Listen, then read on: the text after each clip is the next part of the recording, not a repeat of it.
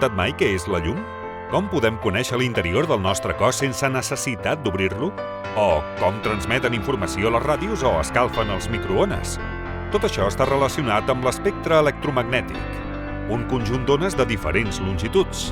Nosaltres només podem percebre un rang molt petit d'ones, però hi ha aparells que permeten emetre i captar-ne de molts tipus. Es caracteritzen i s'ordenen segons la longitud d'ona. Quan més petita és la longitud d'ona, podem observar detalls més petits de la matèria. La llum de sincrotró conté una part de l'espectre que va des de la llum infraroja fins als raigs X d'ús. Aquestes ones tenen longituds similars a les distàncies entre molècules i àtoms. Per això, si la utilitzem per fer experiments, podem obtenir informació que la llum visible no ens pot proporcionar. El sincrotró alba és un complex d'acceleradors d'electrons per produir llum de sincrotró i analitzar l'estructura de la matèria.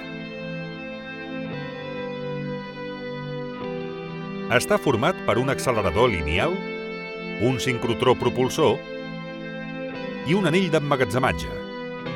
Accelerem els electrons fins a assolir gairebé la velocitat de la llum.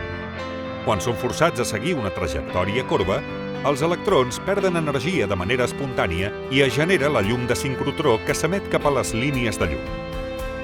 A les línies de llum d'alba, investiguem com l'objecte que estudiem interacciona amb la llum de sincrotró, com la desvia, l'absorbeix o si emet energia en ser il·luminada.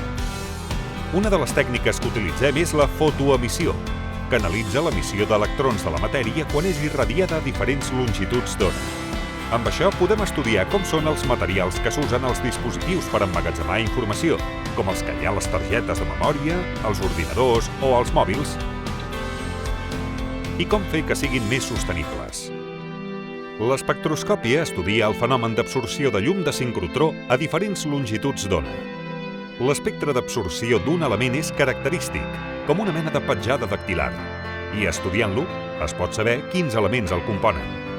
Aquesta tècnica ens permet estudiar diferents processos químics i físics. Una altra tècnica emprada és la difracció, el fenomen de desviació de les ones en trobar-se amb un obstacle o travessar una escletxa. Això permet resoldre l'estructura de proteïnes o virus per ajudar a desenvolupar vacunes i fàrmacs. També permet conèixer l'estructura i característiques de diferents materials i teixits, des de minerals a polímers o, fins i tot, obres d'art, de manera no invasiva per estudiar els seus detalls sense destruir-les.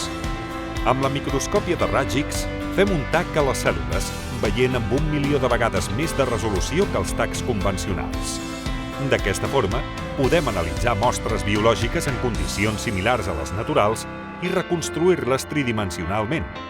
Totes aquestes eines estan al servei dels investigadors i investigadores per tal que puguin fer noves descobertes que millorin la nostra societat.